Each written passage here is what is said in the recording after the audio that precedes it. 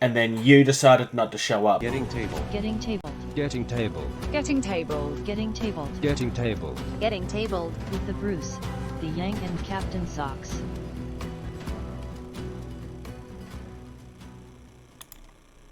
Hello, future people.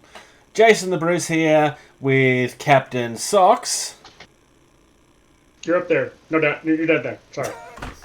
You're down Do there we anyways. have to make this joke every week?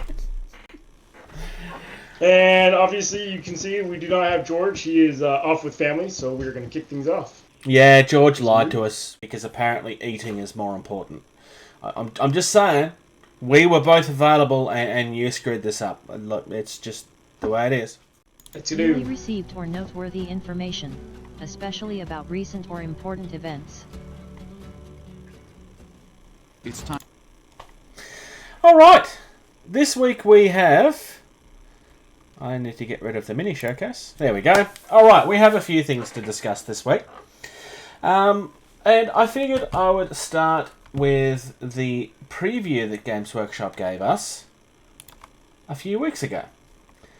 So, this weekend is the release of the Dark Eldar. This was actually rumoured to be the case a couple of weeks ago, but there was no definitive evidence that I could find, so I decided not to cover it.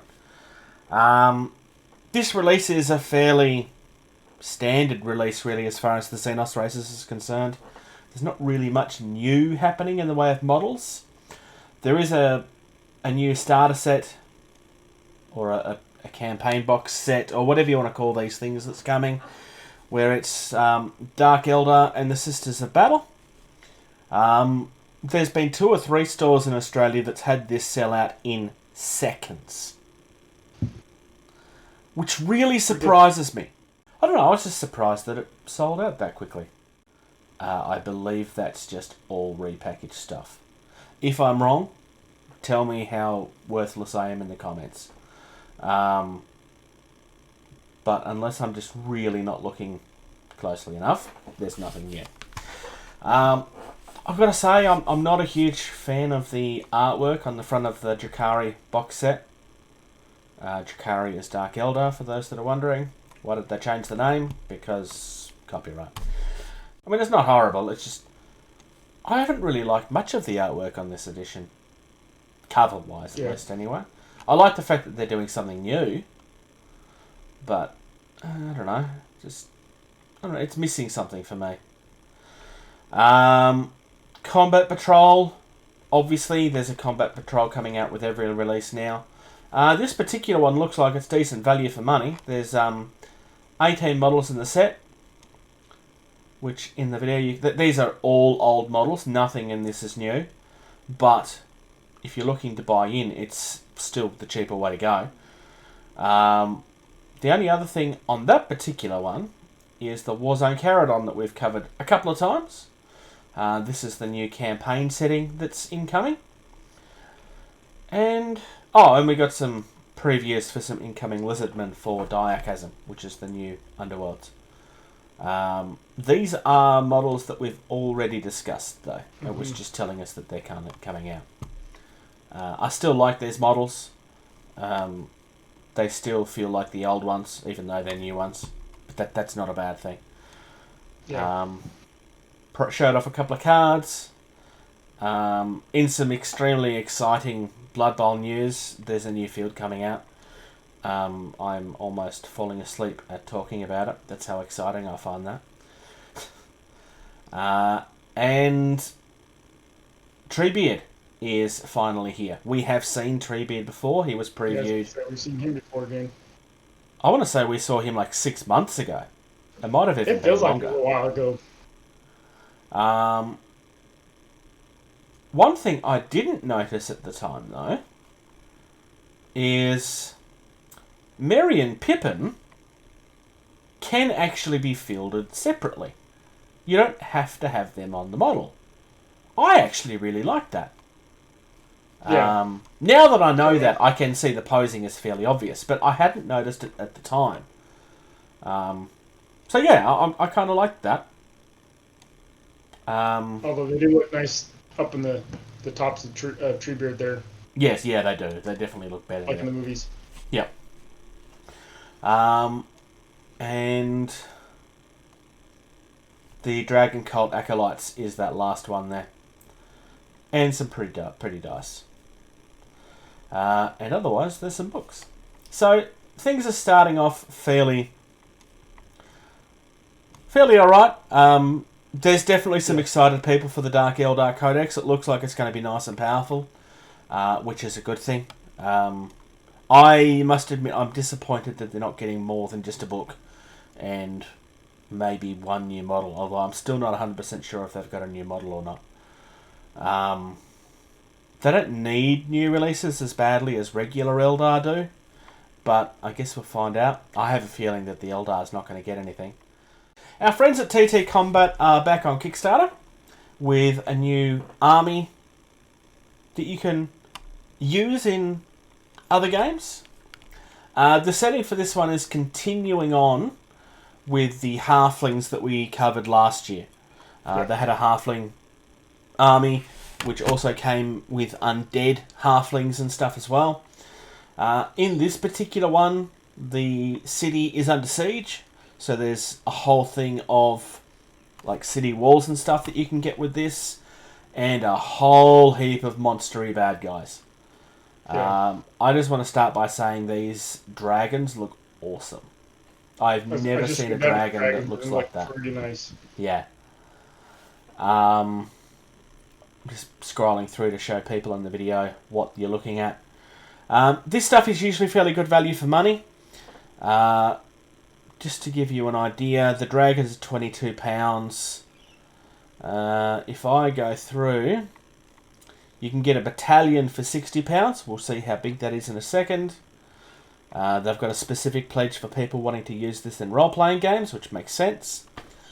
The full army is £100. So, or you can get a full brood of dragons for 110. So yeah, decent value. Just quickly scrolling through to give people an idea of what they're looking at.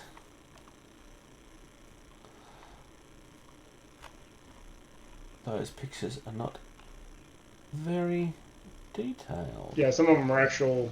Okay, so here we go. You got a full goblin army. First draft drawings. Some Yeah. the ogre warriors. You got your goblin horde. I do like the goblins, I must say. Yeah. I mean, I've always been partial to goblins, but I don't know, that they feel like traditional goblins, but there is something that's different about them.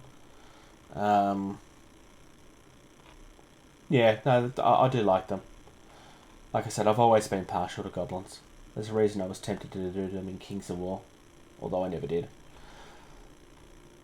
So yeah, there's some decent stuff there if you're interested in building an army for Kings of War or something else that's not... Like, if you want to build an army that you can't really buy...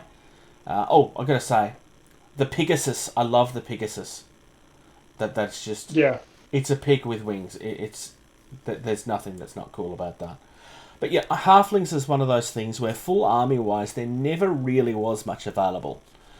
There was cry for someone to do it at a 28mm scale. I mean, you can try and do it in Lord of the Rings, but it's not really the same. No. I mean, they are equivalents, but they're not the same lore-wise. Not for your traditional D&D halflings. Yes, I know they're based on the Lord of the Rings, but that's not what they've become. There's more to them than that now. I'm not one of these people, for the record, but I know that there are a lot of them, and I'm not talking it down, it's just halflings is just not my thing. A lot of really nice looking minis. The scenery is pretty nice too. Down there at the bottom, you can get a full fortress set up for £125. 125 for the full fortress. That's damn good value. It's not bad with all those buildings that you get on the interior as well, not just the walls, but then everything else. Yeah, That's pretty good. you know that giant that Games Workshop have, that's like £5 million, and then it's like £30 million if you buy it from elsewhere. Yeah. Well, Mantic had one that was the equivalent of 90 Australian dollars, £30 or £35 in the UK. You've now got an alternative, Yeah. which is 110 mil, so it's about the same size. So if you really like the look of the Giants but don't want to spend a stupid amount of money on the Games Workshop one, this one even has a tactical rock. I mean, you know something's good if it's got the tactical rock. I'm sorry to pick on you, Lewis, but everything has tactical rocks. And you've just done it again. That's probably... no, I still like the Rot Dragon. The Rot Dragon's probably still my favourite. If you want to build a fortress, this is a really cheap way of doing it. And I don't mean cheap in a bad way. Unfortunately, we don't have George with us, as I said a minute ago. Because one of the big things I wanted to discuss was the Super Brawl Round 2, now that we know more about it. The last time we discussed this, it wasn't really clear what was coming out for existing players. So part of this is, yes, a re-release for those that missed out on the first time. It's not quite the same thing. So those that thought they were getting a big deal and are now worried about, hey, you said it was a one-time thing. No, they have changed it slightly so that we still got the decent deal that we did. But, okay, so you got this Mega Fan pledge, which comes with everything in this particular Kickstarter. Or, for $50, you've got your Round 2 pledge, which is just the new stuff. So you've got the Hot Trick expansion. You've got the Mental Might expansion. And the Radiant Authority expansion. You've got, obviously, the cards, and you've got a sleeve kit that comes with them. You've got an upgraded rulebook, because obviously you've got new people. You're going to need rules for those people. Decent value. I'm still not entirely... I still don't think I'm getting this. I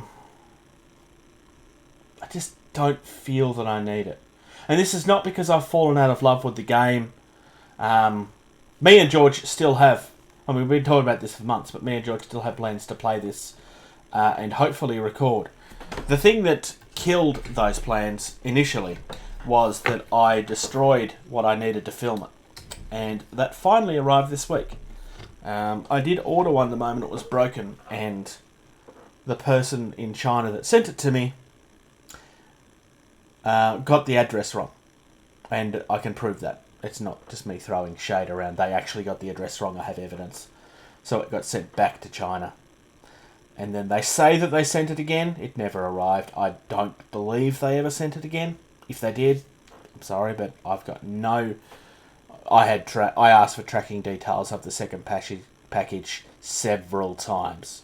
I did get a full refund though, but it would have been nicer to get the thing I paid for, given I needed it. Mm-hmm. Yeah, but anyway, I still like. They have this thing where they show what you're getting, as opposed to what you're getting in retail. So it gives you, like, it's not just a blanket claim of what you save by doing this. They actually show you exactly what it's going to be priced at. And because, again, this is a game that will eventually be available in retail. The reason why that hasn't happened at this stage is fairly obvious. The savings on the Round 2 is not as huge, but it's also a lot smaller. Because, essentially... your Kickstarter pledge is $50, comes with all of this stuff, including some foil champion cards that will not be available outside of this. Whereas everything is being sold separately if you buy it separately. So, it's definitely decent value. They continue to have really nice looking minis. So these ones I've seen. I'm just going to circle down until we get to the new ones. Okay, so in round 2, they still feel like they come from the same world. King Alistair, I think, is probably my favourite of the lot. I have actually been through these. I'm just trying to show them off for the video. Yeah. Nickit is kind of cool. I'm not disliking any of these. I'm just kind of pointing at the ones that I do like. There's not really much in the Mental Might that grabs me, though I love the fact that they've actually done someone in a wheelchair. I know that there is a salty part of the community that wants to go yeah about that sort of stuff, but I actually like it. And, well, you're allowed to be wrong. Everything else is stuff that we've seen before, which is why me and George was confused about this to begin with. Because the preview showed a lot of models that were already out and we already owned. Yeah. So we were like, why are they kickstarting the same thing again? That's why we were being very hesitant to push this very hard. I'm tempted, but at this particular point in time, I'm not grabbing it. That may change between now and the end. We've still got...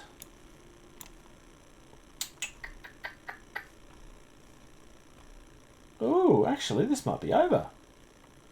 Yeah, it is over. It ended yesterday. Damn!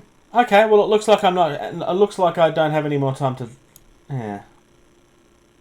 I actually do regret that now. Oh, well. But yeah, it is nice to see that was really short. Yeah, it was only 20 days or so. It started on the 9th. Oh, well. Yeah, look, it's good that they weren't doing what we were afraid of that they were doing. Though they wouldn't have been allowed to just re-release the same thing anyway. There's actually rules against that. Very, very quickly, I always wasn't going to cover this at all.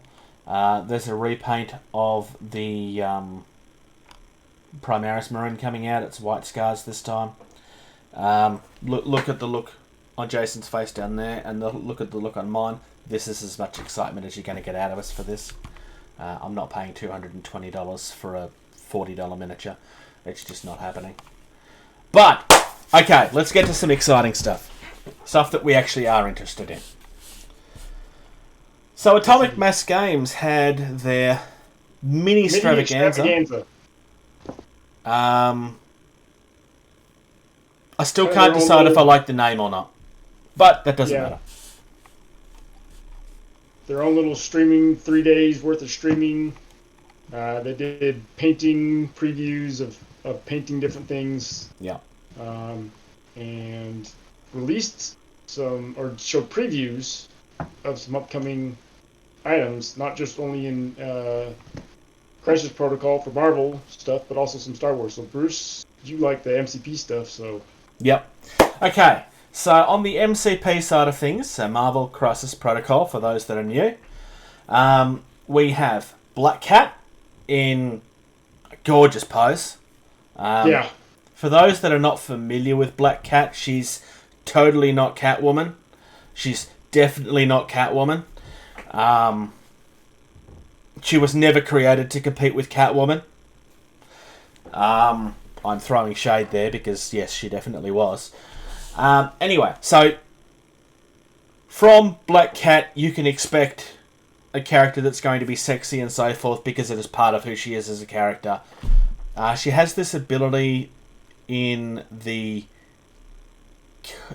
certain comics and animation where she was very lucky. And it was actually a power that she was lucky. Not quite to the level of Domino, but kind of similar. Really like that pose. It certainly shows off her athletics and stuff without going too crazy.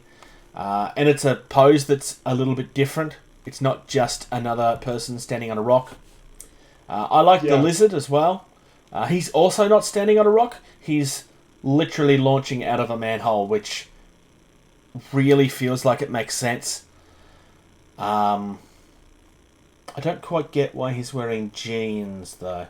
Mine would be painted up to be wearing slacks, I think. because he's supposed to be like a professor. You can see he's got the coat still, but Yeah, I was gonna say he looks like he got the coat.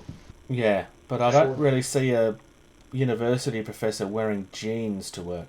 They could be blue slacks, I suppose, but they look like jeans Maybe. to me. And we have... Why am I blanking on this guy's name? Oh, I'm going to kick myself over this. This is going to annoy me.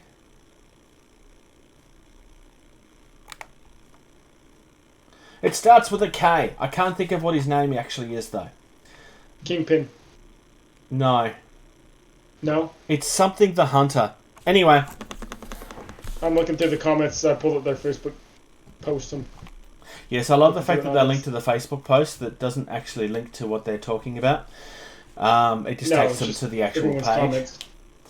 We've also got probably a mini that most people were looking for, which is Carnage. I think Carnage is easily the best of the lot as far as mini is concerned. Definitely feels very different from Venom, but you can tell that they belong together. Yeah. I really like what they've done with Carnage. It really, really feels accurate. Mysterio feels cool too. You could play around with that to make it look more like the movie if you wanted to. I just really like what they've done with it. But there is one more that is not... oh no, sorry, there's one I went past. We're getting a new Spider-Man. And some people were going, hang on, we already have a Spider-Man. Well, yes, we've already got another Black Widow too. But this is the Amazing Spider-Man. You know, the actual decent one. So the original Spider-Man in the game is kind of... he doesn't get used much because people don't think he's worth it. I don't know competitively wise how much better this one is. The model just... the model puts the other one to shame. This is so much better, yeah. I actually don't hate the original. A lot of people do. I don't... it's not that bad of a model. But this is just... this is better in every way.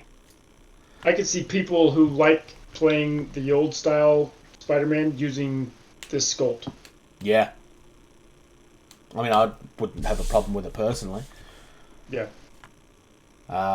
They have shown off the rules for almost everyone. We don't see the Lizard and the Black Cat's rules. But no, there's some really nice stuff here. There is a video that you can watch as well, which shows off a building that's part of this as well. I don't know what happened to that. And for those of you that originally here are watching our post, they have a Twitch channel as well, and they've been streaming all this stuff on their Twitch channel, and so you can go back to their channel and rewatch their streams where they discuss the various things about each of these characters that are coming out. And yeah, so there we go.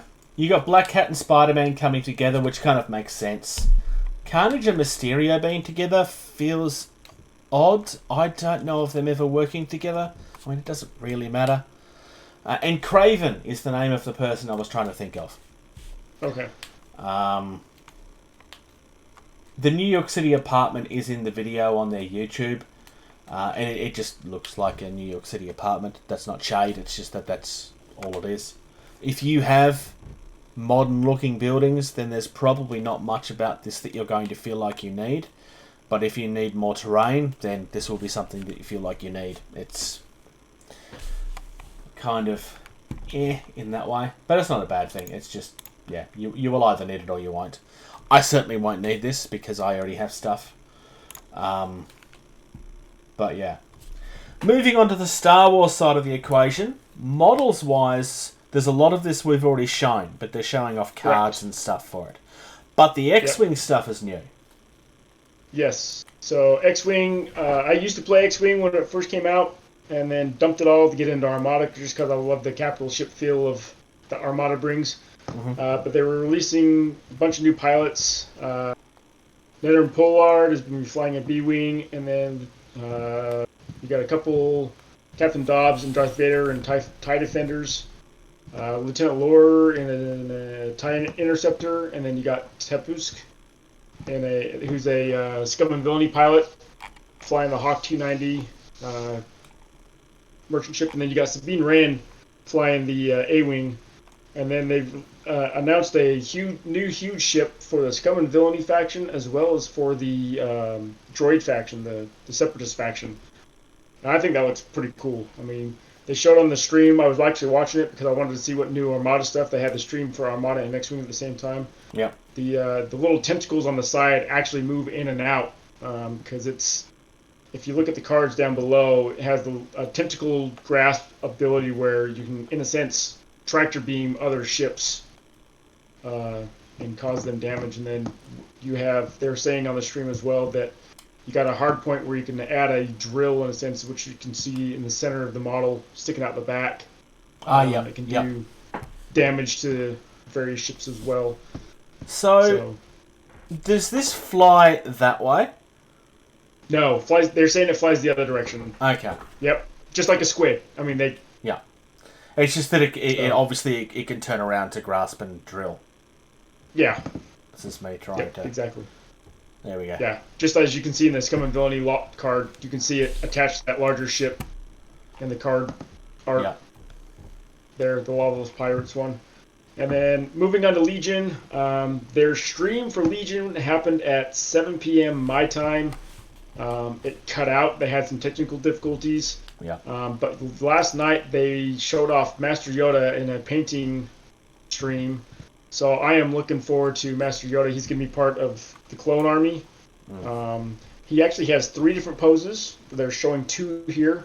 The third pose is him trying to do the little force hold, but he's walking with his cane instead of holding the lightsaber.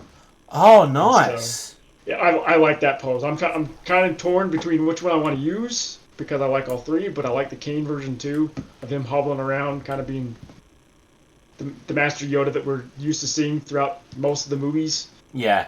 So. Personally, I don't know which one I'd want to paint. I actually think I'd want to paint the old man one. Yeah. I mean, he's an old man in all of them, but you know what I mean. Yeah, he is. Seagulls, stop it now. Yeah, so we got 3 question marks that are still yet to be revealed, but on my Star Wars Legion Discord group that I'm part of here locally, some folks actually posted pictures of what is coming out. And we've got some Wookiees coming out for the clones. They hinted at a Kashyyyk style new units that we saw in the Battle of Kashyyyk in episode 3. Yep. And so we've got confirmed Wookiee unit coming out, and then a couple of droids. So the droids that we see helping guard General Grievous with the little saber or the pole arms that have the lightning bolts crackling at both ends. We're going to be getting a unit of those, and then another tactical looking droid. It's probably going to be I don't know what it is since I haven't seen the stream. Yeah. I'll find out more info on it, and we can talk more in detail next time we record. But yeah, definitely looking forward to some new units coming up for Legion as well here in the future. Yeah. So. That's they the did problem say with the also internet in the is stream. that if the internet dies, then the internet dies. It's kind of a fact of life everywhere. Yep. Very, very quickly on the last 2 points, because there's not really a lot to discuss. There is an event type pack being released for both. For Marvel, it's probably one of the ones people have been waiting on, Civil War. This is the Marvel event that arguably saved the company.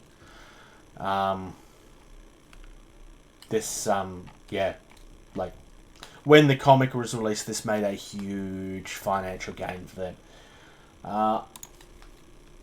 On the Star Wars thing, they're calling it unconventional warfare. Make 10 men feel like 100. So, I don't quite get what this is supposed to be. So each as you play, I haven't really delved into it much myself, but each X-wing Armada and Legion have their own little organized play. They're calling it. It's their just for this weekend of their mini extravaganza event. And as people played their battles, they would chime in who won, whether it was the Rebels, the Empire, or whatnot. And whoever wins overall, that faction is going to get a new upgrade card in a different style of art on the card itself. Oh, okay. As part of you guys won, so in future organized play events, when you go to these events, you'll get one of these upgrade cards for playing in that event, and it's going to be based on the event outcome of these three scenarios for each three game. So Nice. Thursday's night's game, you played the first set of abilities, and then the second night, so last night, you played the middle segment. You could choose which one you wanted to do, and then tonight's event, you played from one of the third blocks there to kind of play your armies a little bit differently. Okay. So So that's why you making see one man three feel like 100 is because this is all giving them advantages and it makes them like a special hero character, like in the movies. Yep, exactly. Yep. Yep. So it's kind of a cool thing that they're doing to kind of get people. I mean, with COVID going on, I know it's gonna be a little hard sometimes. Some areas are opening up a little bit more, but with tabletop simulator out there, people are able to play on tabletop simulator a little easier these days with all three of these games, and so I think that may have been a way for people to play and as well and report back to Atomic Mass Games on what fan art is going to be the new card in the future. Also in tonight's stream, they did say that this is not the only mini extravaganza they're going to have. They plan on having multiple others in the future. So their own little con events, if you want to call them. I think it's kind of cool. Yeah, I kind of like when we get things like this, especially when cons and stuff is not happening right now. It's kind of nice to get something to make it feel special. I feel like they haven't forgotten about these games that we so love. Yeah. I mean, it's all these companies out here have been having a hard time. We all know this. They've all had a hard time with COVID. Stores have had a hard time, and so having these little events is knowing that they haven't forgotten about us as the players. Okay, so from TTCombat this weekend, we got a lot of cyber releases, which is just terrain that possibly could feel like it belongs in another world. I mean, it definitely doesn't belong in that one, but if you wanted to feel like it belongs in there, that would be up to you. Dropzone Commander's back in the store, by the way, officially. I believe it's Drop Fleet next week. For those that don't know, they deliberately turned off their resin casting as part of their lock it down stuff. So everything resin-wise came off the store for a little while. They did the same thing for their MDF a few months ago. It's just trying to live by the rules and so forth. So, first up we have a Cyber Ruined Relay Hub, which I always like ruins. Ruins are kind of belong everywhere, especially in a particular game that has a K in it. This next one is a very unique looking thing I haven't seen before. I love this. It's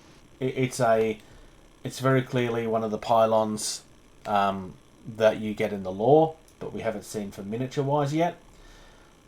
This thing's like, it's 30 centimeters tall. This thing's huge. It's the better part. No, it's slightly bigger than a foot. Yeah, just cyber pyramids. So if you have, I don't know, like some skeleton looking guys that happen to be made out of metal, you know, like what if Terminator, but was a whole army? If that thing existed and they came out of pyramids, this would be perfect.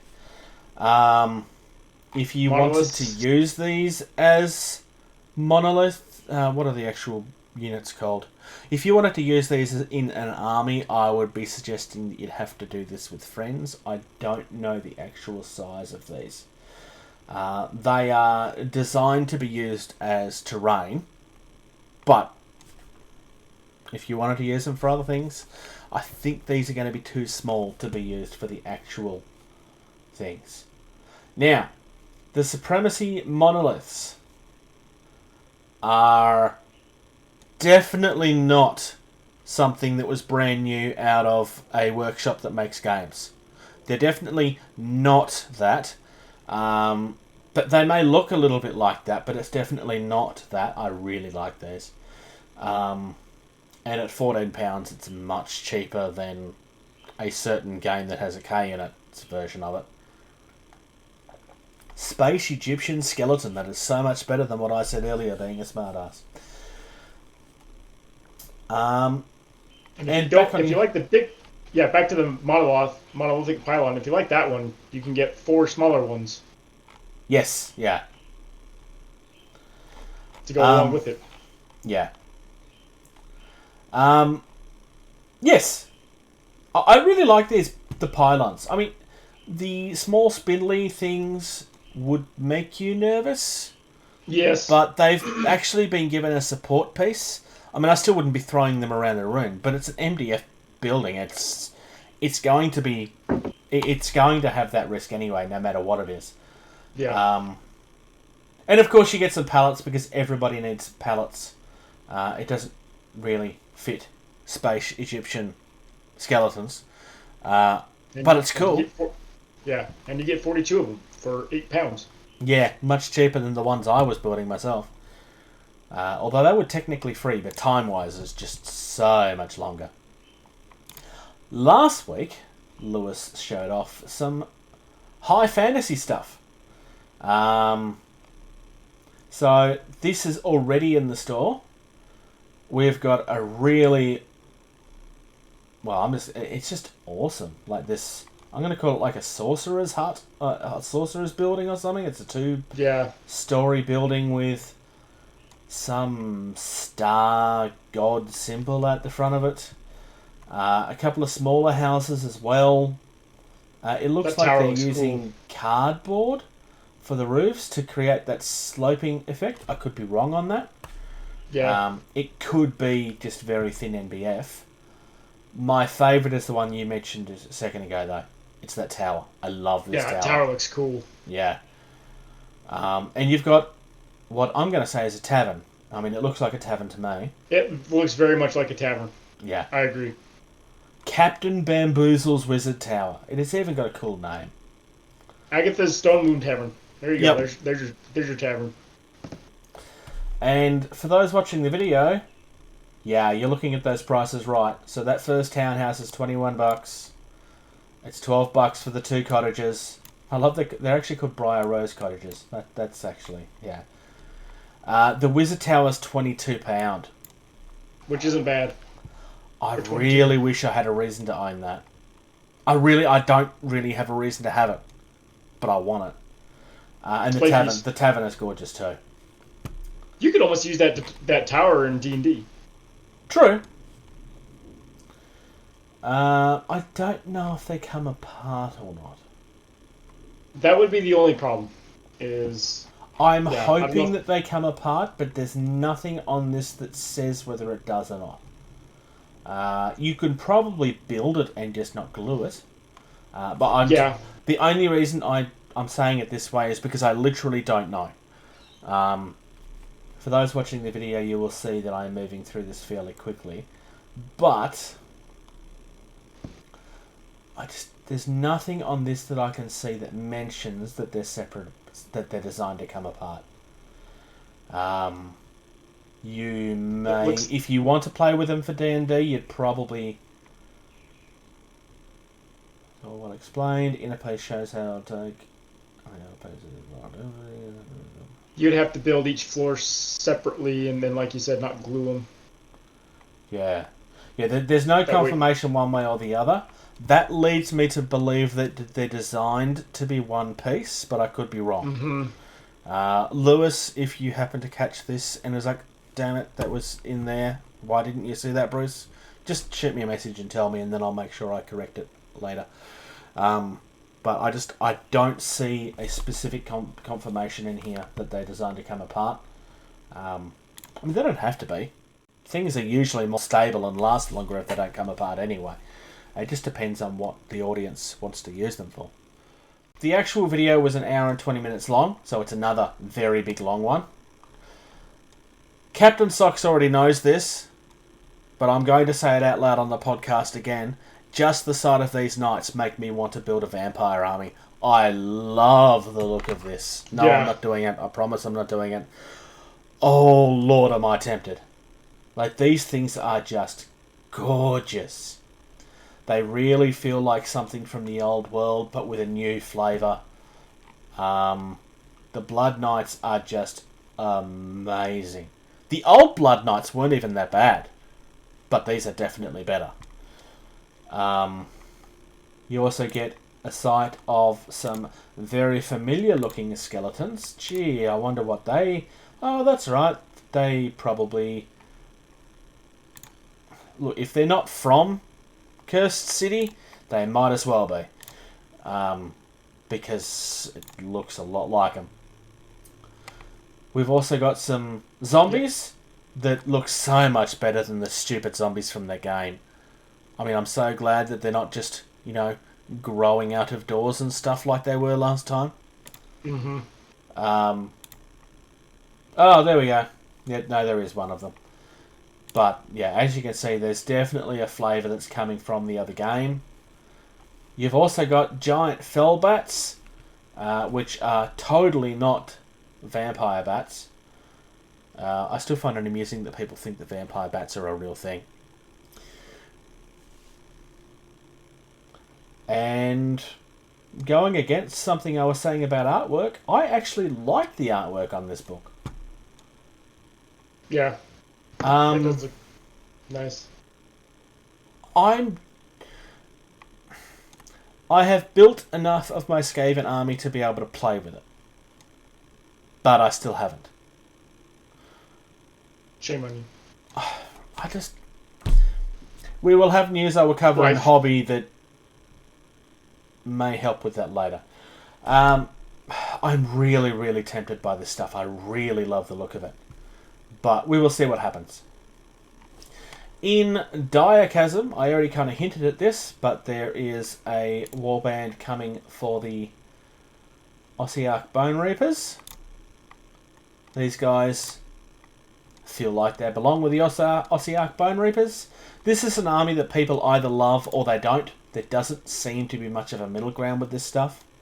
I've gone back and forth on it a couple of times. I really liked it the first time I saw it. Kind of backed down and changed my mind later on. This one actually seems to have some like metal stuff going on as well, which I find interesting. Mm-hmm. I don't know. I mean, I kind of like the fact that I like that you have skeletons that are not just the same damn skeletons that you get in everything else. Yeah. Maybe it's a little bit too heavily stylized, but I don't not like it, if that makes any sense. Yeah. For Necromunda, one of these models was shown off in the new Mini Monday. So Necromunda, this is the House of Faith, and it's very fire themed.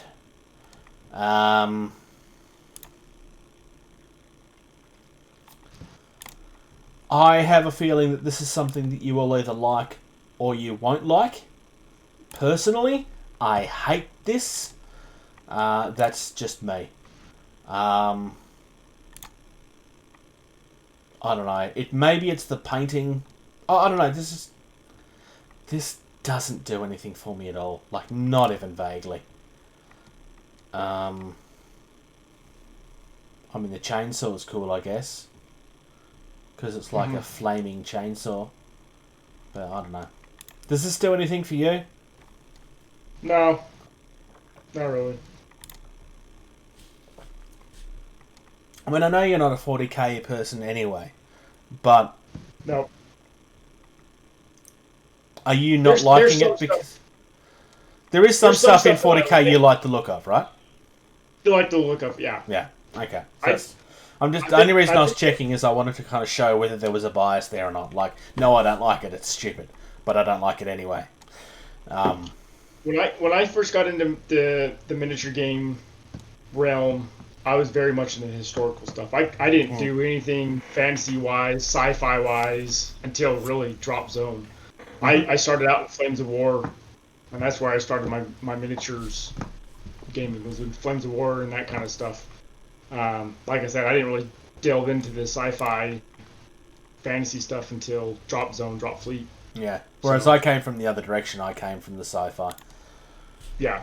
Um, And now I've got Legion, and Armada. Yeah. I mean, I can definitely see that there is a group of people that are going to love this. I don't know how much these look like the original models, because I never played Necromunda back in the day. But yeah, these particular minis do nothing for me at all. Like, not even vaguely. I just don't like them. There is a new starter set coming, though, which is interesting. Again, you're getting scenery, you're getting minis, you're getting everything you need. What's in the box? So we're getting the Escher gang and the Delac gang, which are gangs that already exist. These are literally starter sets that you can buy right now. Mm-hmm. I believe the terrain is new. It comes with barricades, objectives, dice and stuff.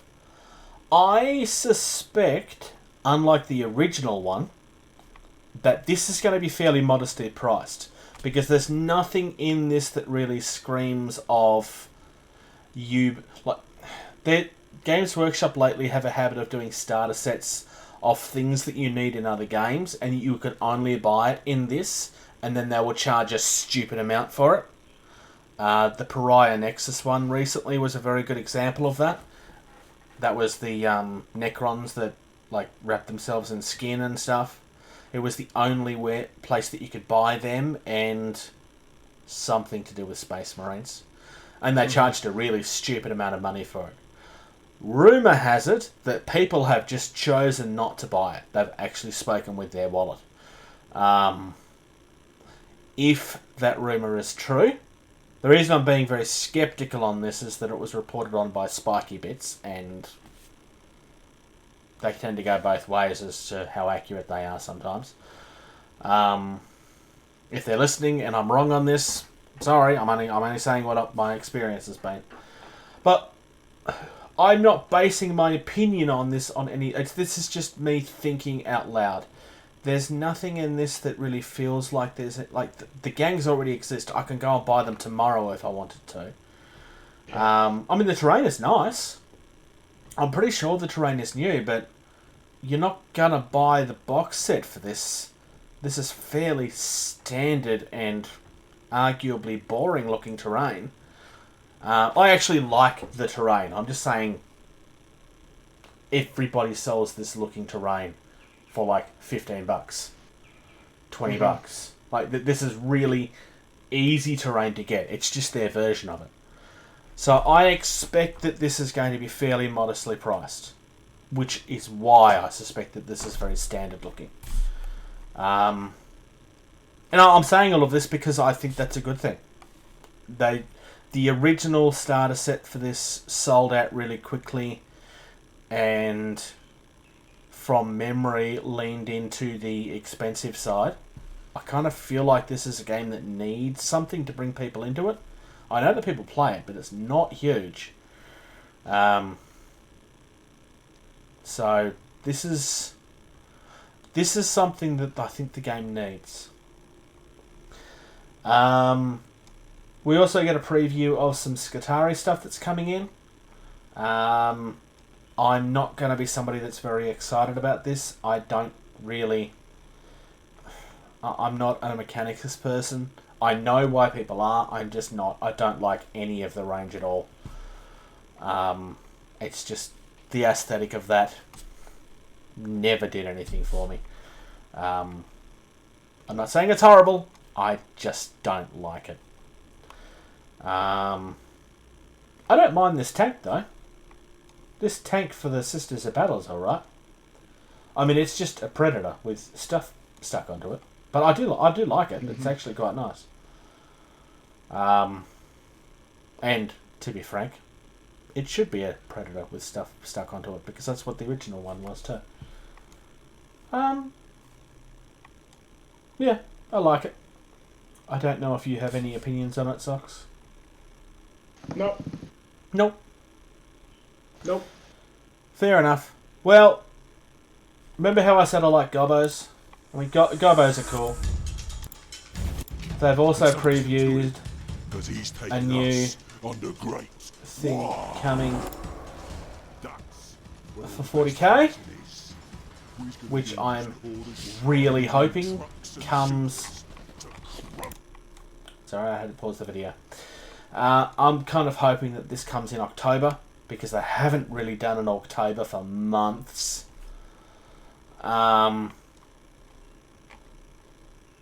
It looks like we're getting a decent actual release for Orcs this year.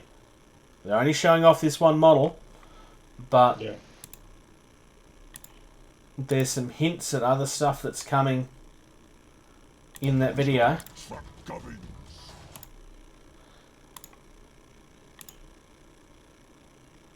I mean, some of this stuff is very clearly the boys that already exist. Already exists. You could argue that already exists, but it looks like a new design to me. This is all cartoony, obviously.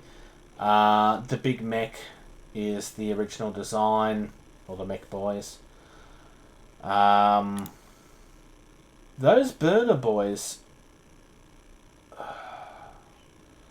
feels like they're different to me. I could be wrong. But, like I said, I'm kind of keen to see what happens with this. I don't own Orcs. I do like them, I just don't own them. But I'm kind of hoping that we end up getting some new stuff for the Orcs, because the Orcs are one of the armies that really need it. And there's definitely some hints there of some significant new stuff coming, which is good. Because, like I said, they kind of need it. But that's it from the G-Dub previews. Any thoughts on any of those in particular? Again, I realise that you don't play any of them, but I kind of got the impression the Vampires is the one that jumped out at you. I like the Vampires. Those ones look pretty cool, especially that cavalry unit. Yeah. Couple of Kickstarters very quickly. One that's very much in line with what we talk about, and another one that's a little bit left of centre. I looked at that one. That's the one that I'm like, ooh, I like the look of this, but I'm never buying it because it'll cost me too much in postage. I was going to say, it only ships to the US, so me or George would have to buy it for you and then ship it to you. Yeah. So, we have a Kickstarter from Arbiter Miniatures for some 3D printed stuff. All of this looks gorgeous. Yeah. Like, seriously. This stuff is gorgeous. I love the fact that there's minis that... Like, there's, for example, this barbarian-looking guy. You have the option of him using the axe or the sword. There's a couple of multi-pose things here. Well, not multi-pose. There's things that you can change to have different types of weapons. This is very much leaning into the D&D side of things, in my eyes. I agree. To be fair, most of these things do.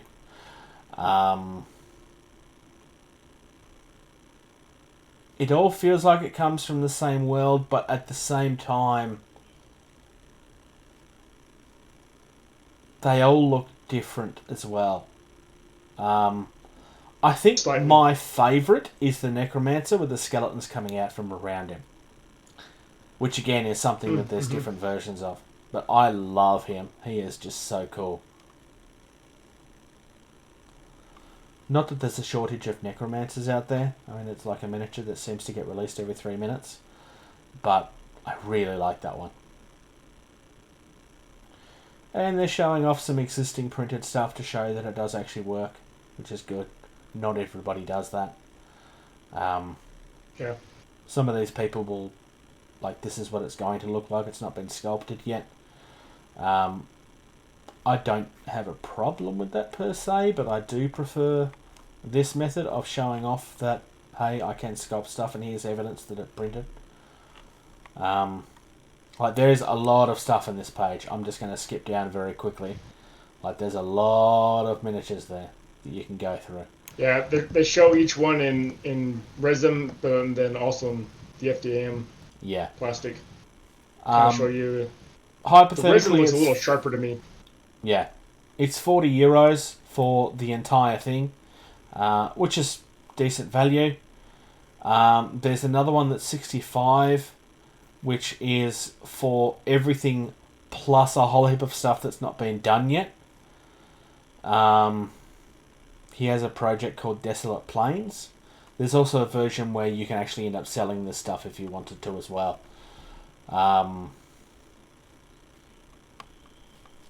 Yeah. I thought it was worth showing off because there's some really cool stuff in there. We do have people that are 3D printing. It's not just me anymore. That's not something I have backed. It's just something I thought people would want to see.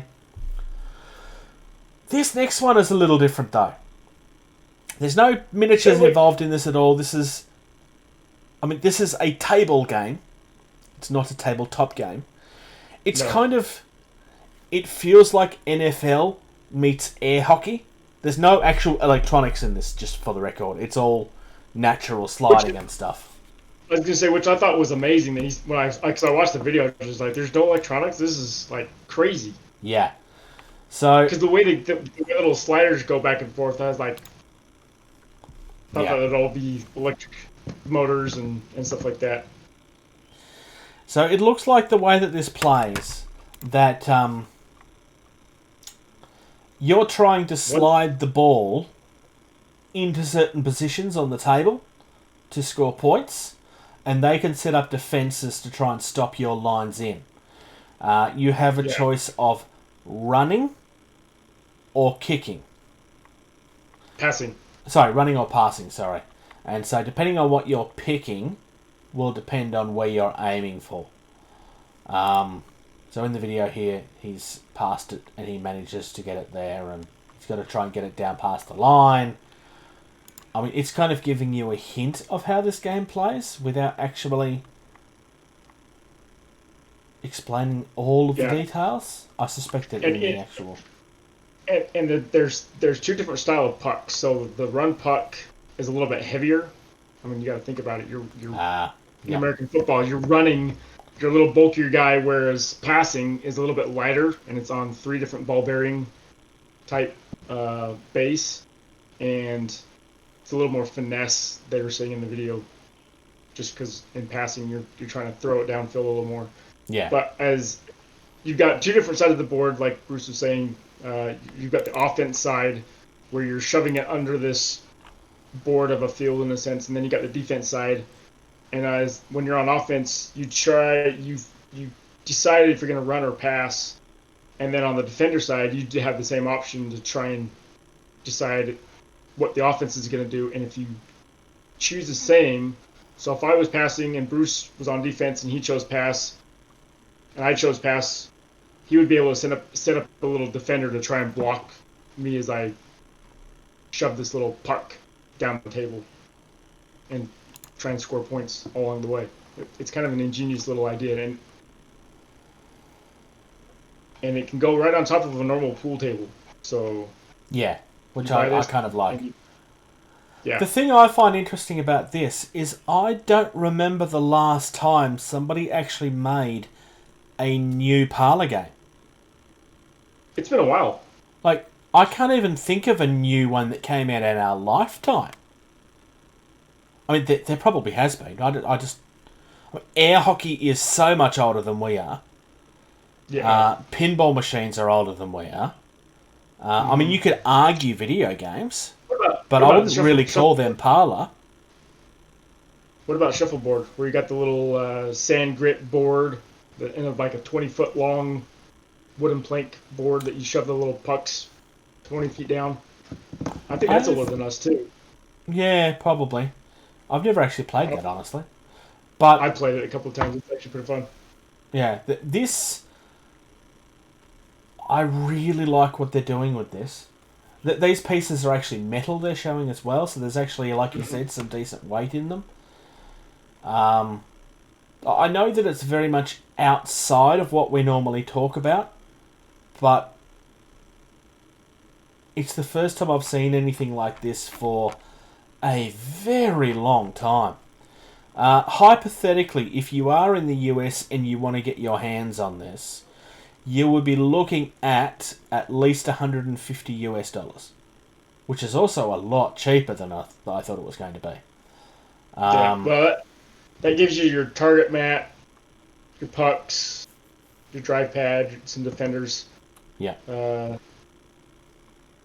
So. Yeah, and then there's the really $500 version, which is, I believe, the one that's actually... Yeah, this is the one that can be added to the tabletop. And then there's a full-on actual table kit for $1,500. Like, that doesn't surprise me at all. There's one that's for $2,000 that gives you pretty much everything. Oh, yeah, I didn't even see that one. So the $2,000 one fits on top of the standard 8-foot pool table or larger. Yeah. I think the 500 one just gives you something that you can probably put on a kitchen table or something like that. Yeah. This is something that's very much in the early days, and very clearly has a long way to go. But if you enjoy these types of things, which I think most of us do, it'd definitely be worth looking at. I mean, you're going to have to justify that price. This is the sort of thing that I would be suggesting that if you're doing it with a group of friends that you live with locally, and it becomes a group-owned item. I don't see a lot of people buying this for themselves. I could see pubs or bars as a business venture doing it as well, like you said, or a group of friends, like you said. Yeah. And hopefully it stays in one area. Don't have to move later on. Yeah. But yeah, that's the end of the news for the moment. I think it's time to discuss... It's time that one Bruce and two Yanks gave some attention to the indies. Some indies. So this week,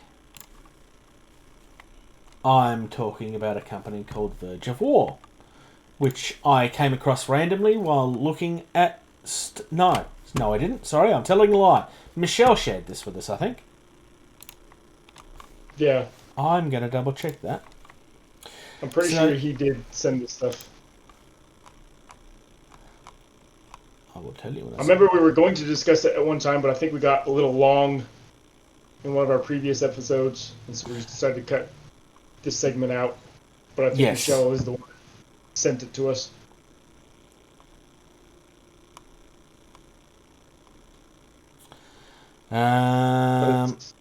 No, this is not the one that he pointed out. This is one that I came across.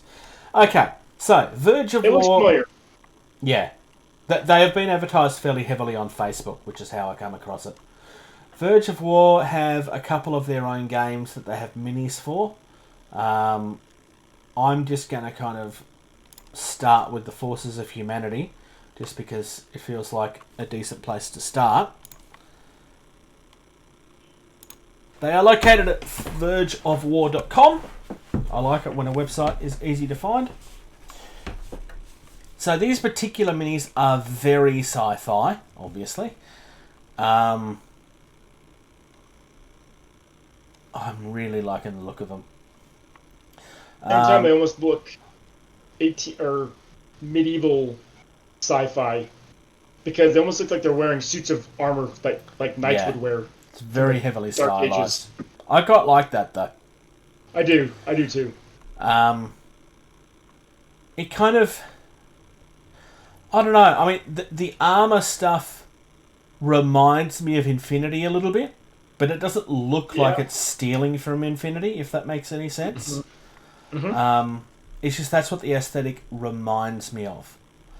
Especially that lieutenant. That lieutenant especially. Lieutenant. Oh, yeah.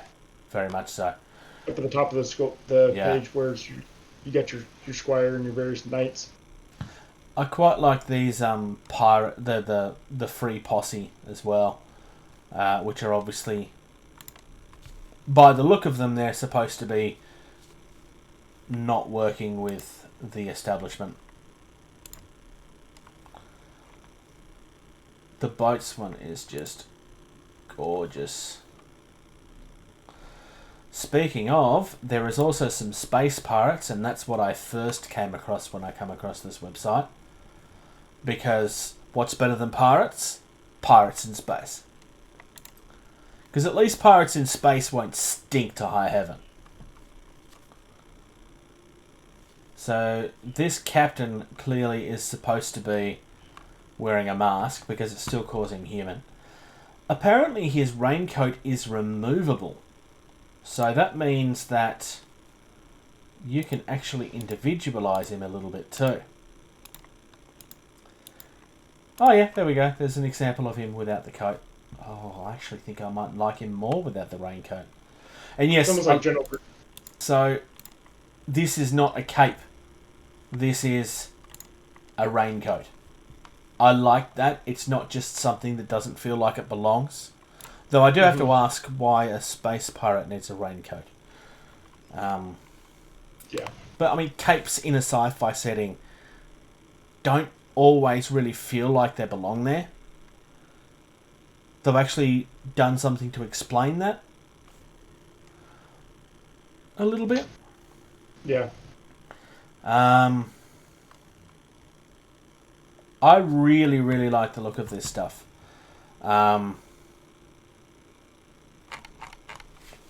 It's just gorgeous to me, at least, anyway. The last faction in this particular game is called the Asgars, which is very much your alien force. It looks elven, alien, elvish. There's some Egyptian feeling stuff in there too. Yeah. I think out of the four of I think these were my favorite. Although I do like the Knights, the first one, the Forces of Humanity, with the, like I said, they're in suits of armor type look.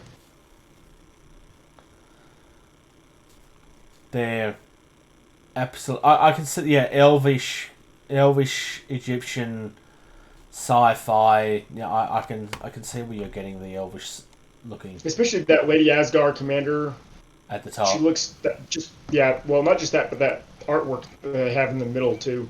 They look very elvish. But then they've got those, like you said, those Egyptian-looking cats, the Cerebi, as well. They have a whole range in this stuff of minis that are free pose, so you can actually pose them however you want. Most of this stuff is ball-jointed, so you can actually make up your own pose. I mean, there's going to be limitations, obviously. There always is. Yep.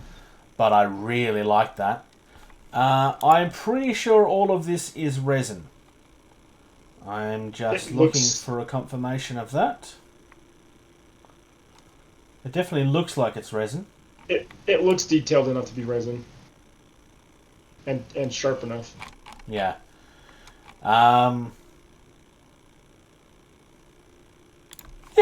Again, this is just something that I came across this. I think it was a Facebook advertisement.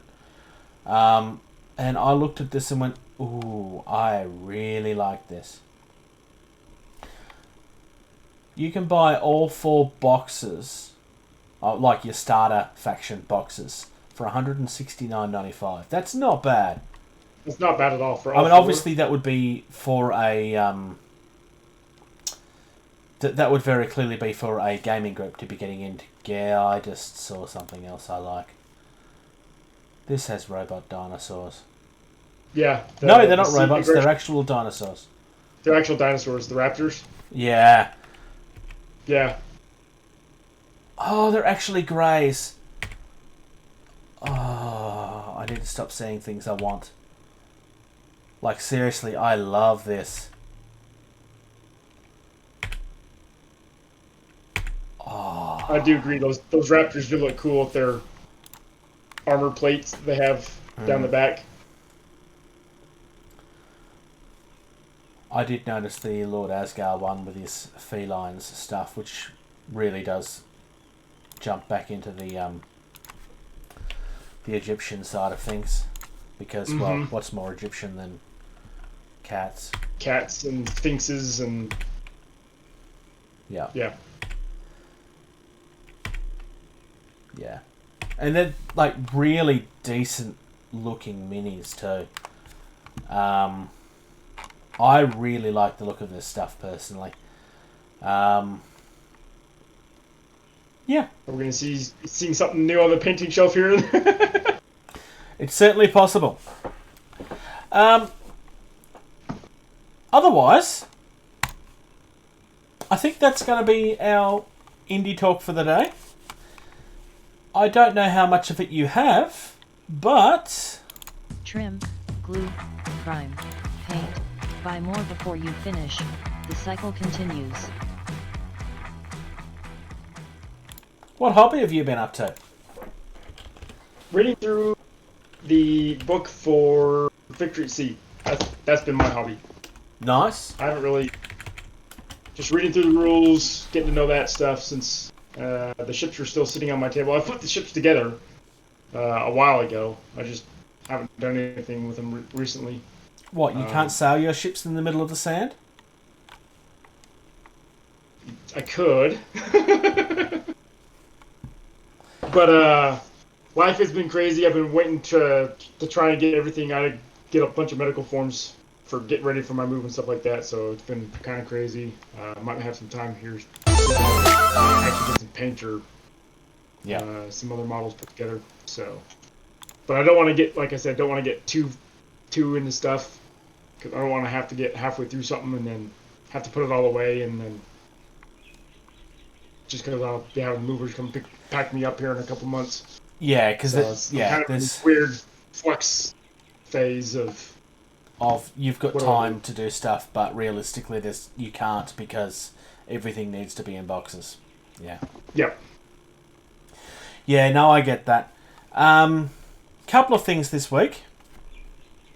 One of the companies, and I did mention this in our group chat, one of the companies that we discussed some months ago as part of our Aiming at the Indie segment actually noticed me comment on one of their things about how we'd covered them recently.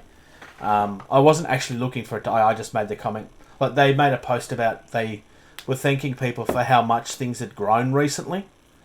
I was like, oh yeah, we covered you recently as well. Like, just as a supporting thing. And actually reached out to see where it was that we had covered him and had a look, and apparently enjoyed what he saw. That was Red Leaf Customs. Sorry. Red Leaf Customs, who have actually been showing up some new stuff. No, not that. So they've got some new terrain going. They've got some more of the organisational stuff coming. They've got like a display set coming and some shelves and stuff, which is nice. For my personal hobby, though, where did my mini go? Aha!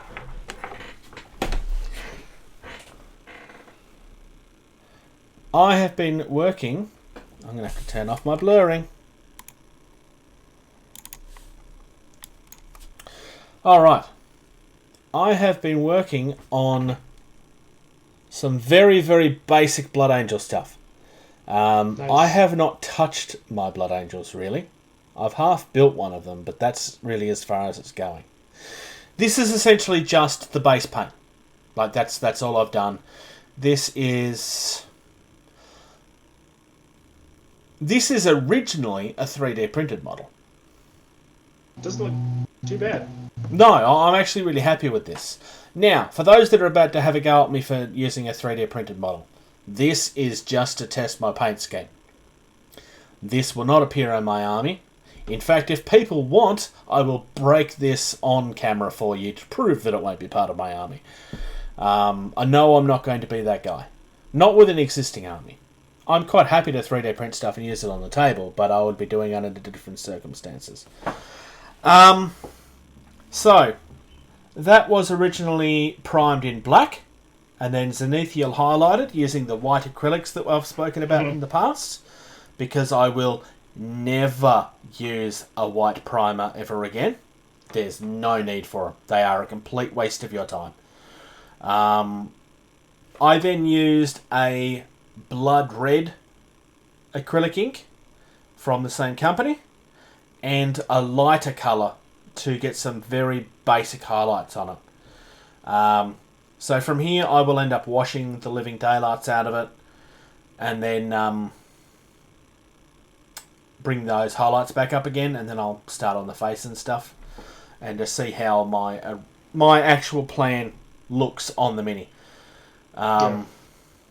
Just because I need something to be able to see if what I'm working on my head works in the minis. Because I talked all about how I was really excited to get back into Blood Angels again, and then I went to Tassie and came back, and then I was kind of like, and I haven't really done anything. Yeah. But yeah, that's it from hobby side on my side of things. Been working on the car again. Not the RC car. The hobby car. Yep, it's working again. I don't think it was working at the time we spoke last. You said you had broken a strut. Yes, which is now repaired. I did some burnouts in the driveway the other day, which was fun. Not burnouts, some donuts. Donuts. The actual car that I intend to upgrade and stuff is still on the way. The one that was supposed to arrive in February and then didn't arrive in time, so I ordered another one. Still isn't here and still won't be here for at least another 2 weeks. I'm not going to name the company that I ordered them from. Because I'm currently in a mixture of trying to be patient and being very impatient because it's not the first time that this particular company has messed me around. It's not a company that we have ever mentioned on stream before, for those that may be trying to connect the dots, because it's a completely different hobby. Why would I be buying it from a company that doesn't sell them? Yeah. So yeah, that's been my hobby. Going back to me. Yeah. Cross my fingers. My Kickstarter for Company Heroes board game should be shipping out maybe this next week. Hopefully. Nice. So I just got a email earlier saying confirm your shipping address. So cross my fingers. I should be opening up Company Heroes, the board game. So if you've ever played the PC game, listeners out there, it's very much like the board game or the PC game. From what I've seen in the videos and everything, they've transposed it perfectly to a board game style where you can play it turn-based or real-time with up to 8 players. So I came that close to buying the Doom board game yesterday. Oh, really? Yeah, I've actually played it and it's a lot of fun. But I resisted. Very, very tempted. I was going to say very... I have ordered the rulebook for Gamma Wolves, which is written by Ash Barker, which is the Guerrilla Miniature Games guy. Mm-hmm. Much bigger than we are. He's never spoken to us, so no, he's not trying to get us to do things. I'm just mentioning it because it's genuinely a game that I like the idea of. It's mech combat, and I can use whatever the hell I want. Yeah. Because it's miniatures agnostic. Like, you can use whatever you want. I haven't decided what I'm going to do. There's a Russian company of technically toys that I've seen someone else build and then paint up. I mean, they're not designed as miniatures. They are very, very simple, insanely cheap. But I'm genuinely tempted to go in that direction. I'm also genuinely tempted just to, 3D print some stuff, but I really don't know yet. Yeah. I finally brought the new book for Gaslands, which is almost 12 months old now. Yeah, I remember covering that when we were first coming out. Yeah. It's on the bed back there. Speaking of which, I should put my blurring back on. I'm genuinely very, very excited. But Gaslands is something that excited me a long time ago. And I got right into it and actually built quite a few cars. And never actually got around to playing it for whatever reason. Well, that's the same reason as always. It's my schedule is very difficult. Yeah. My schedule sucks. But on that subject, this is not really hobby. It's just kind of life.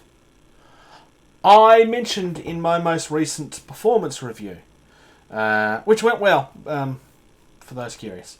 But I mentioned that one of the goals that I have is I want to get back to having a regular work schedule again and getting away from the rotating roster stuff. And I have been given some suggestions of where that might be possible. So, hopefully by this time next year, I won't be rotating in shifts and will actually be able to actually have a reliable hobby schedule again. This is all hypothetical at this stage, but it's good news if it happens for me.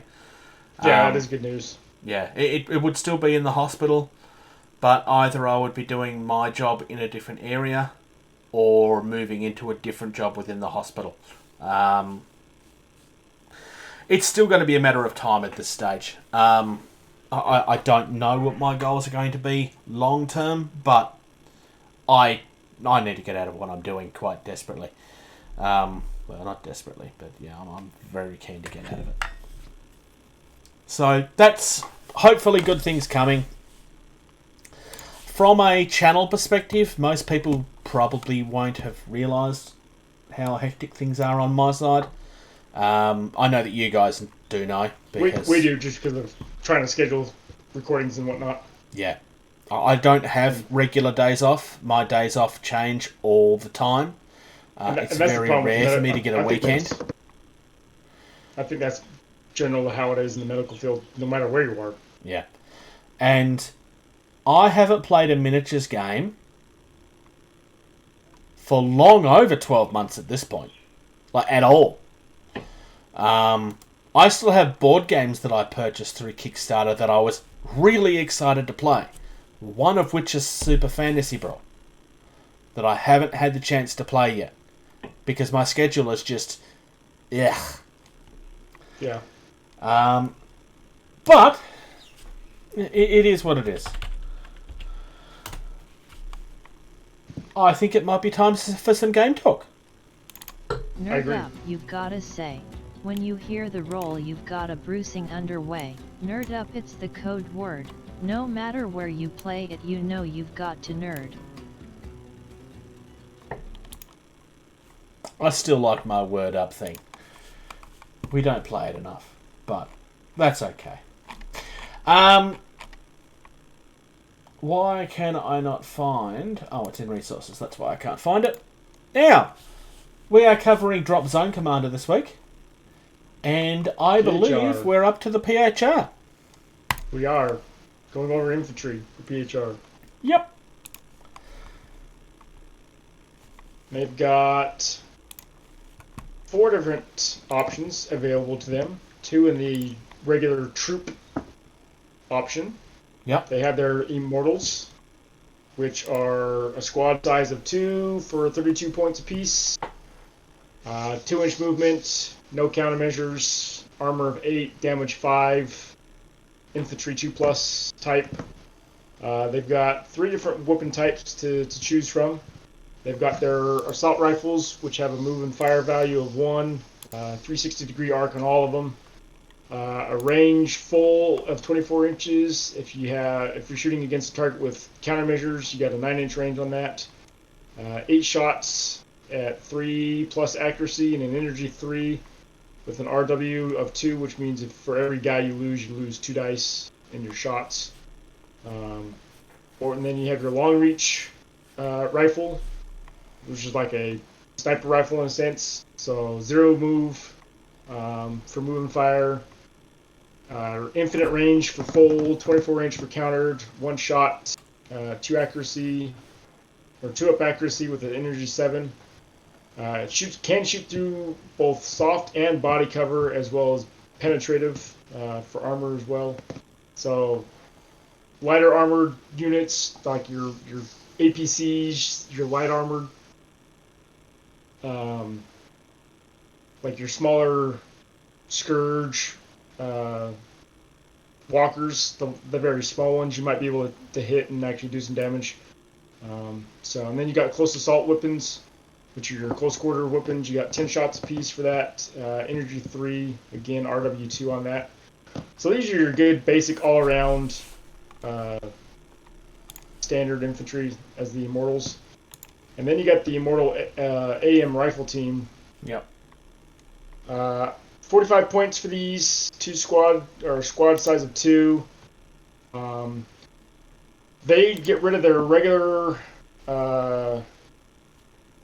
rifles, the assault rifles that the regular Immortals have, and they just have 5 long reach rifles. So you're pretty much getting 5 sniper rifles, and then just smaller sidearms like pistols as their close quarter weapons. Yeah. They do have a countermeasure of E+2, so a little more evasive. They are a rare unit as well, so you can't bring in as many of these. But RW1 for both their sidearms and their long reach rifle. Their sidearm has 5 shots, energy 1, so very, very low powered close quarters.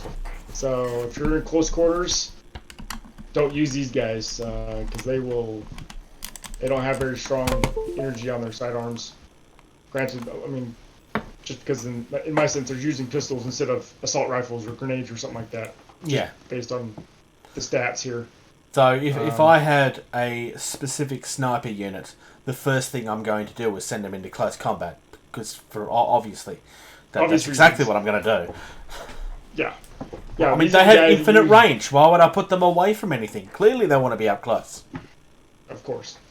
So, like you mentioned, Bruce, these are the guys that you stick in the back. You put them in a building halfway through maybe your back side of the board, and you just try and snipe other players' infantry that are shooting outside of buildings. Yep. Or lighter, as I said, lighter armored units stuff that are coming up the streets or wherever. So yeah, they are good looking minis too. They are good looking, absolutely. I guess you have 5 different. I forgot. You have 2 types of exotics. You got your Sirens. Squad size of 2, 50 points apiece. These are very much your special ops, go in and kill stuff kind of special ops. Yeah. Infantry unit, 3-inch move, armor 6, damage 3, infantry 2+. They have a dodge of 2+, and rapid insertion of 6 inches. So they can enter the buildings through the roof and whatnot. So it's pretty nice. Mm-hmm. And then they have 2 different rifles, weapons. They have auto-sensing magnums, 12-inch full, 6-inch countered, 6 shots, 2 accuracy, energy 5, with an RW of 2 as well. And then they have assault magnums, close quarter weapon. They have 6 shots, 5 energy. So pretty well-rounded, like I said, special ops unit to go in and clear out buildings before your Immortals go in and take out the objective, or find the objective. And then the one that I like out of these 2 is the Medusa. She is a single squad for 100 points, and she's 100 points in a single squad for one good reason. She's rare, but she's also resilient. 9-inch move, evasion of 4+, armor 6, 10 damage, and the reason why she has so much damage is because she's flying around on a stack of nanomachines, pretty much. And so her nanomachines, she has a nanomachine surge, which is kind of like her offensive version, with a 9-inch full, 9-inch countered, 10 shots, 2 accuracy of energy 6, so she's just surging them and pinpoint into one spot. Focus 2 with an RW1 and flame as well. So she can go up to next buildings and just roast infantry out of there, or focus Pretty them much. and hit armored units as well. If you get with 10 shots and an accuracy of 2 and a focus of 2, you can get rid of a couple of hit dice and increase your energy up, and so you can burn through some armor as well. But then she has close quarter nanomachines as well, 10 shots with energy 3. So it's just nasty how she works. But then, so she has an offensive version of her nanomachines, but then she has also white nanomachine version. Yeah, I was just reading that. Heal a friendly unit within up to 9 inches and replace 1 damage point lost from that vehicle. It's the same kind of thing that the we'll talk about it later when we get into the units themselves, but the Hades Scorpion Walker has this as well, that ability to heal himself as well, or other units.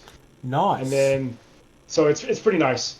And then she also has the levitated bonus as well, which means that this unit can move over pieces 8 inches or higher, or up to 8 inches high. I mean, you got to think about it. She's a single lady floating around on nanomachines. She's gonna be able to fly wherever she wants to.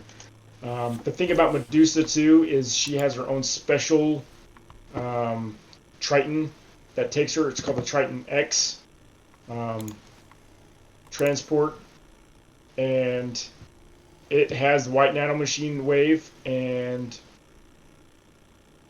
it can also repair her or also a unit within 9 inches. Oh, it's a flying one. Nice. Yeah, that makes sense. It is a flying one. It's a very, very fast flying transport that only she can be in. So if you're going to take Medusa, it's best to take the Triton X with her. Yeah, you'd be silly not to. Yeah, or else she's going to be hard-pressed to get up in the center of the board. Yeah. And then the last unit of infantry is the Valkyries, that are considered a scout unit. Again, squad size of 2, 50 points apiece, 9-inch move. They're pretty much flying infantrymen, in a sense.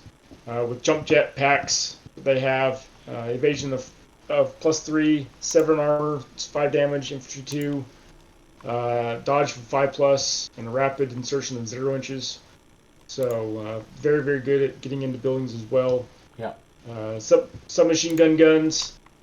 18-inch full, 9-inch counter, 10 shots, 2 accuracy again, energy 4, and then the combat submachine guns is 10 shots at energy 4 as well. The nice thing about their jump jet packs is the unit can choose to retain its full movement when exiting a garrison. If it does that, it can't embark into transport during the same time. So if you're trying to get out of a building, you got your full distance. It's unlike half distance that you normally get, or a 1-inch move sometimes. They also let them jump over buildings up to 8 inches high, just like Medusa. So that's nice. Yeah. Yep. So pretty cool units for some scout units. Go out and scout around. So PHR, like I said, the Sirens are pretty nice as go in and help clear stuff before your mortals go in.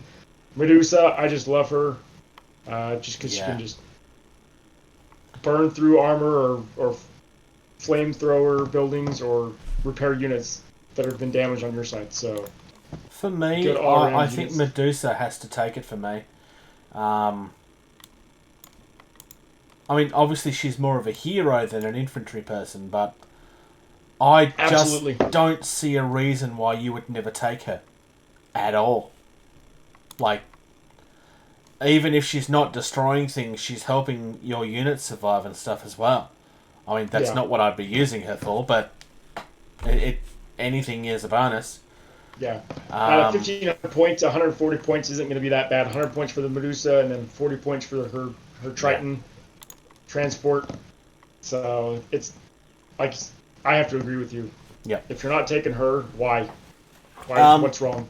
For those that are new to the game, and missed the last time we mentioned this, the reason that the units themselves have such small movements is because the game is designed so that they come in on the transports. Yes. Nothing walks onto... Well, very few things walk onto the board. There's just... No, that's just the way that it is. You use your vehicle to get them to where they need to be. They get out. They go and do what they need to do. They get back into the vehicle and then run off or go to the next place or whatever. And with something like Medusa, you're going to want her to be everywhere. Mobile. And obviously there's only one of her, but yeah. Yeah.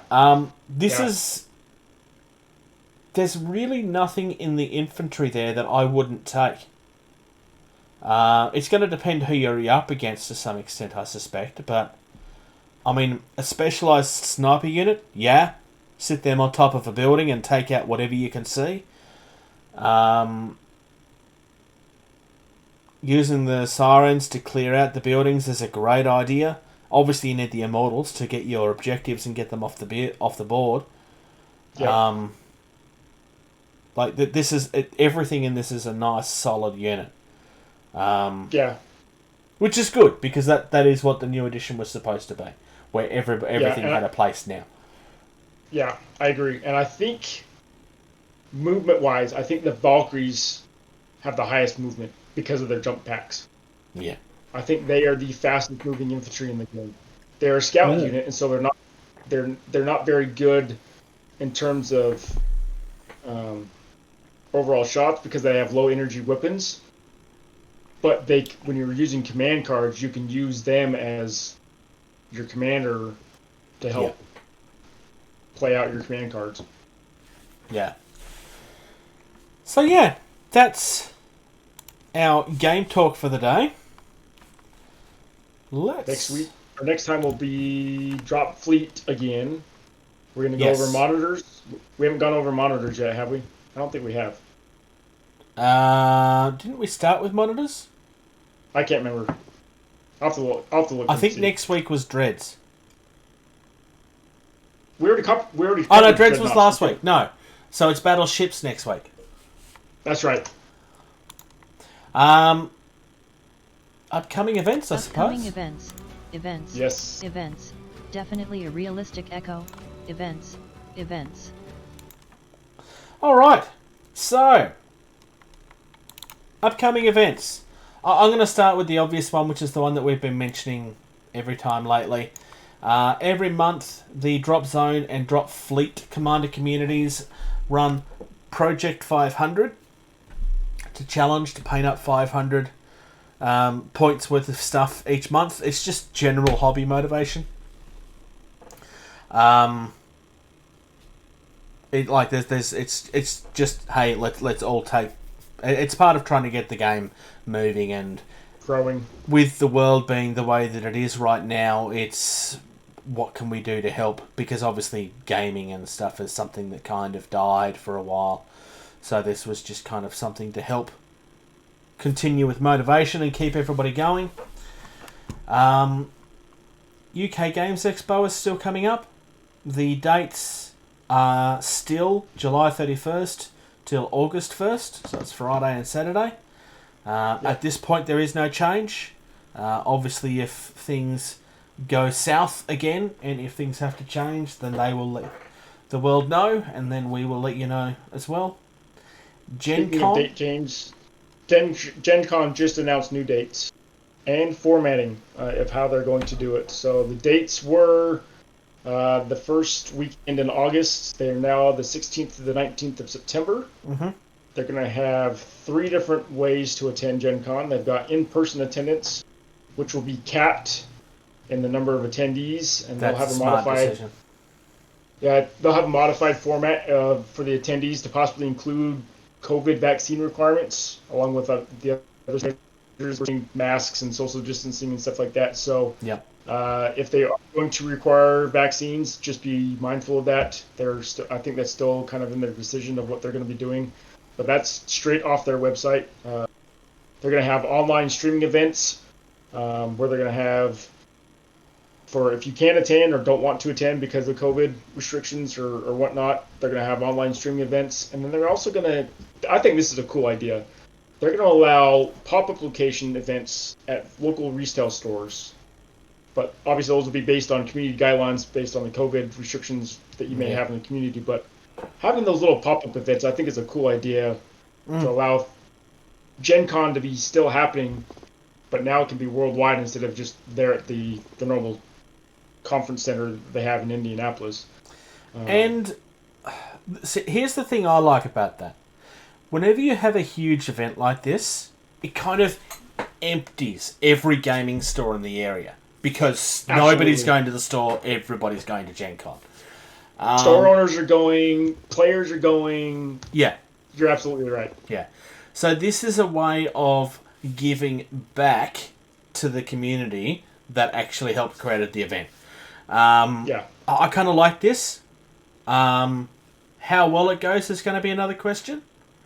And if it continues, who knows? It may just be this year just because of COVID, but we'll see if they bring it back next year. But I like the idea. I could see it going both ways. I could too. I genuinely believe that con events will never really go back to the way that things were. Because con events were a problem before COVID hit. Con flu was a thing a decade ago. Yeah.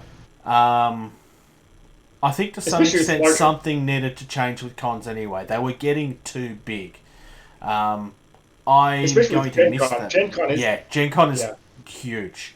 I mean, if not the largest gaming convention. No, it is the largest. I don't think there's any question about that. Yeah. I think to some extent this is a way to make Gen Con actually look even bigger than it already was. This is an event that's so big that the stores are doing it as well. It's now it worldwide. Just sells itself. Yeah. I mean, Gen Con's... I would argue that Gen Con's not going to lose any business from it. All it's going to do is make stores more keen to see them. I mean, to change topics slightly, WrestleMania every year that WWE does, when it's out there.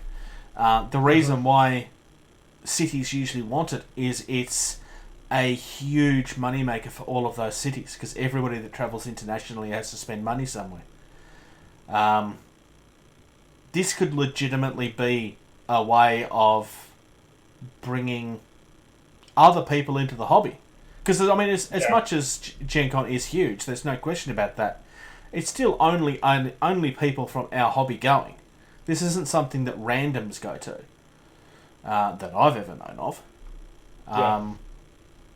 They did say also, I just pulled up the website, and they said for the pop-up Gen Cons, publishers' games are going to be available to stores for demos and events where allowed and purchase. So that's a smart idea.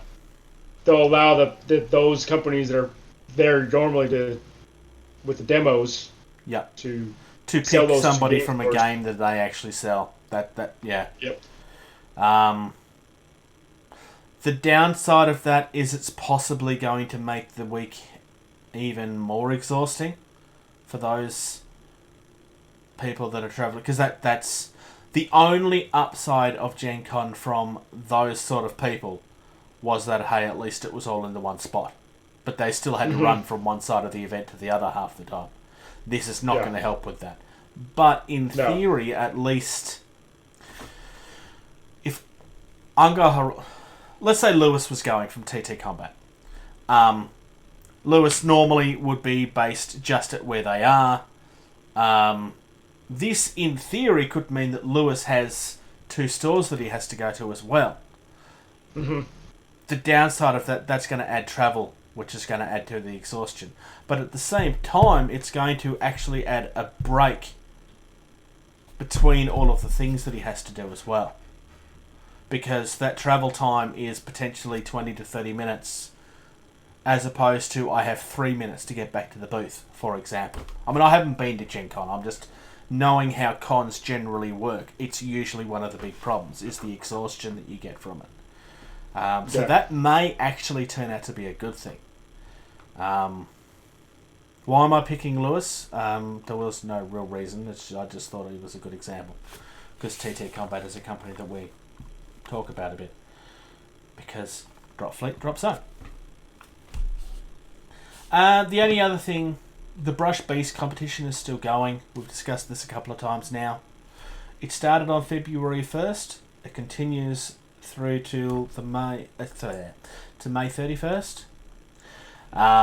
There was 5 categories: single miniature, large creature or monster, machine of war, masters, which is an open category, and 5 model squad, which is a studio category. You were only allowed to have 1 entry per person or studio. If you was wanting to get in on it, it's facebook.com/groups/brushbeast. Pictures must be provided before the miniature is primed and when it's completed, unless it's a Masters category, because Masters usually takes upwards of 12 months. That's not something that Jason and I would be entering, obviously. But yeah, that's it for this week. Anything in particular on this week that stands out to you, Socks? Just the Atomic Mass games. I mean, I heard about their little mini extravaganza that was supposed to be coming out. I'm glad it happened finally. Yep. Good to hear some new stuff that's coming out from them, especially from the Star Wars side now that they've taken over. Because I know a lot of the people in the community was kind of getting worried about what was going to happen with it. I might end up buying Yoda. That is genuinely a possibility. Because who doesn't love Yoda? I agree. Yeah. Thank you to those that support us, whether it be in financial or whether it be through sharing and talking about us and so on and so forth. Thank you to the couple of people that reached out to me this week. It's very much appreciated. It's very much been appreciated. Look, if you are in a situation where you can assist us, we only ask for $2 a month on Patreon. It's patreon.com/gettingtabled. We would love to get to a point where this kind of pays for itself. And anything that goes in there just goes into making this a better product for you guys to see and hear. Social media wise, if you search for Getting Tabled on anything, you should find us. But facebook.com/gettingtabled is the big one. That's where everything gets shared first. It's where we all talk to each other. If you search for Getting Tabled itself on YouTube, we come up as at least the first 10 to 15 search results. Twitter and Instagram are both at Getting Tabled. The website is gettingtabled.weebly.com. If you have feedback, whether it be that there's something that you want us to discuss or something that you've noticed that we got wrong or something that you're happy that we got right, or if you want to tell me to shut up and get Jason to talk more, whatever it is, gettingtabled@gmail.com. Reach out to. We would love to hear more support. It really gave me a kick this week when I got feedback from those couple of people. So I'd love to get more of that. And hey, asking questions, we can answer your questions live if it's that sort of question. Well, as live as this ever is. But otherwise, thank you, Captain Socks, down there. Thank you. / there. You're down there, wherever, up there, down there. I need to play this. Thank you. Thank you. Thank you. Shiz might. Thank you. Thank you. Thank you. Thank you. Thank you. For listening to Getting Tabled, music used in this podcast was created by Bonnie Grace at epidemicsound.com.